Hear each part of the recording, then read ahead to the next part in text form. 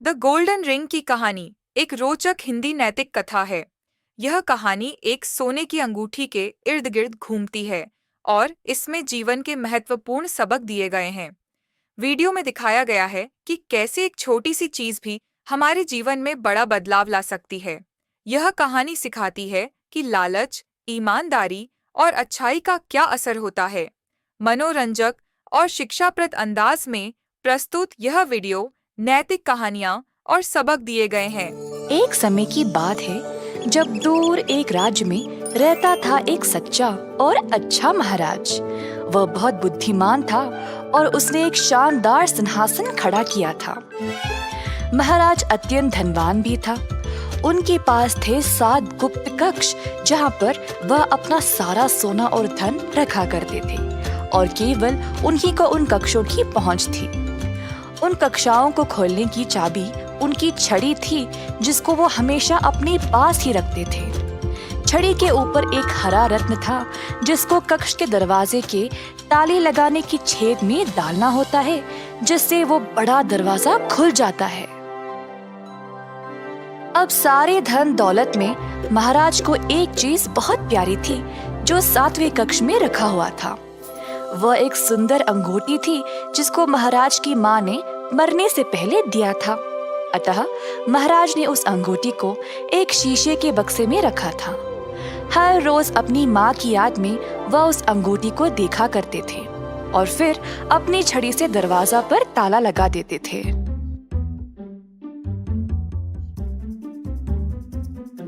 उसी राज्य में देव नामक एक व्यक्ति रहता था। देव एक चोर था। लोगों का जेब मारना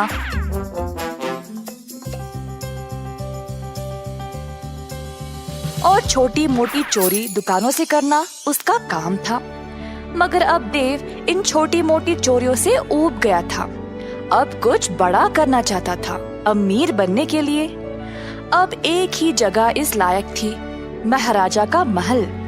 पर वो उधर जाएगा कैसे? महाराजा से ही सीधा कैसे चोरी करेगा? देव लालची था और कई दिनों तक इस महा चोरी की योजना बना रहा था।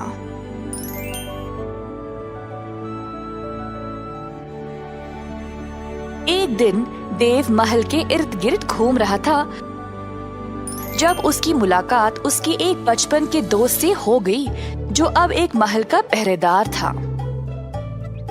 प्रणाम मेरे दोस्त, कैसे हो? बहुत खूब देव, अब मैं राजमहल के दरवाजे की पहरेदारी करता हूँ।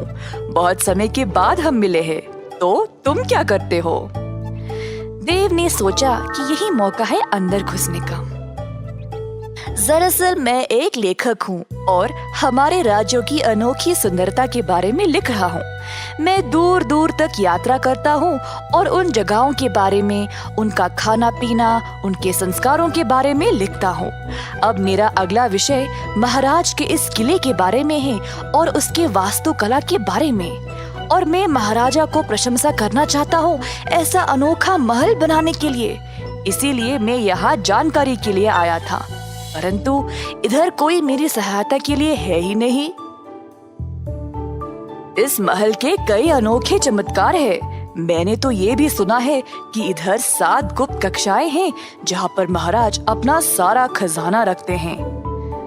अच्छा, ये तो काफी अनोखा लगता है। और कुछ बता सकते हो तुम मुझे? अरे हाँ, और इन कक्षाओं के बारे में तो बहुत लोग जानते हैं, पर बहुत कम को पता है कि इन कक्षाओं को केवल महाराज की छड़ी से ही खोला जा सकता है। ओह, वही जिसपे हरा रत्न लगा है? वाह, मुझे तो पता ही नहीं था। हाँ हाँ, वही। खैर, उम्मीद है तुम्हें कुछ तो जानकारी मिल गई। अब मैं चलता हूँ, फिर मिलेंगे देव। देव ने अपने दोस्त को अलविदा कहा और वापस घर चला गया। देव ने सोचा कि ये 7 कक्षाएं तो बहुत हो जाएंगे, तो अब उसको एक कक्षा चुनना पड़ेगा जिससे उसका सारा जीवन संवर जाएगा। पर महाराज की छड़ी को वह चुराएगा कैसे? देव ने एक योजना बनाई 7वें कक्ष की चोरी करने का। बीच रात का समय था। देव महल के अंदर घुस गया जब उसका पहरेदार दोस्त दरवाजे पर सो गया था। देव ने महाराज के कमरे की ओर देखा और एक रस्सी को दीवार पे लगे एक डंडे पर डाला और खुद को ऊपर खींचने लगा। खिड़की से झांक के देखा तो महाराज सोए थे। धीरे से वह कमरे में आया और वही थी छड़ी। देव ने छड़ी ली और महल की सीढ़ियों से कक्षों तक पहुंच गया, परंतु हर एक कक्ष पर एक पहरेदार था। देव ने कुछ जानवर की आवाज निकाली और पहरेदार देखने चले गए कि वह है क्या। तुरंत देव 7वें कक्ष की ओर गया और छड़ी से दरवाजे को खोल दिया। देव ने अपना भोरे निकाला और जितना हो सका उसमें डाल दिया। शीशे के बक्से वाली अंगूठी भी उठा लिया और जल्दी से दरवाजे को बंद करके वहां से चला गया। अगले दिन महाराज जब नींद से जागे तो हैरान परेशान हो गए। उनकी छड़ी लापता थी और कक्ष में जाके देखा तो उनकी माँ की अंगूठी भी गायब। महाराज आग बबूले हो गए, पर उनको पता था कि चोर को कैसे पकड़ा जाए। तुरंत उन्होंने एक पत्र लिखा अपने राज्य के लिए। मैंने अपनी सबसे कीमती चीज खो दी है, एक अंगूठी, और किसी ने उसको चुराया है। अगर किसी को भी ये मिले तो मुझे वापस लौटा दे और बदले में उसको ढेर सारा खजाना भेंट में दिया जाएगा। कई दिनों तक बहुत लोग आगे आए नकली अंगूठियों के साथ, पर महाराज अपनी माँ की अंगूठी को अच्छे से पहचानते थे तो सबको वापस भेज दिया करते थे।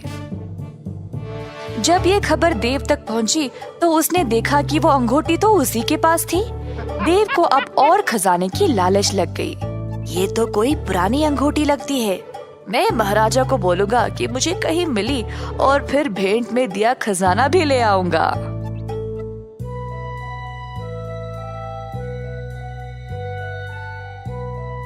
देव महाराज के पास गया और बोला, प्रणाम महाराज, मुझे ये अंगूठी मिली है तो आपको दिखाना चाहता था। अगर ये आपकी है तो ले ले और मुझे बदले में कुछ नहीं चाहिए। महाराज ने अंगूठी की ओर देखा और उसको पहचान लिया। धन्यवाद, ये मेरी ही है। देव अखड़ने लगा। अब वो और भी धनवान बनने वाला था क्योंकि महाराज खुश लग रहे थे। एक मिनट, इस अंगूठी को तो तुमने ही चुराया है ना? ये अंगूठी खोई नहीं थी। मैंने वो पत्र इसीलिए भेजा था क्योंकि मुझे पता था कि चोर बहुत लालची होगा। कई लोगों ने नकली अंगूठियां लाई थी, पर केवल तुमने असली वाली लाई क्योंकि तुम ही चोर हो। सैनिकों, ले जाओ इसको और सलाखों के पीछे डाल दो हमेशा के लिए। नहीं नहीं महाराज, माफ कर दो, मैं सब कुछ वापस लौटा दूंगा। कृपया मुझे सलाखों के पीछे मत डालो। इस कहानी से हमें ये सीख मिलती है कि लालची लोगों को हमेशा मुसीबत झेलनी पड़ती है। चैनल में अन्य कई कहानियाँ और सामग्री भी शामिल हैं, जैसे लालची समोसा वाला, लालची मुर्गी वाला और कई पारंपरिक और आधुनिक हिंदी कहानियाँ, जिनमें से प्रत्येक अपने अनोखे नैतिक मूल्य और मनोरंजन प्रस्तुत करती है।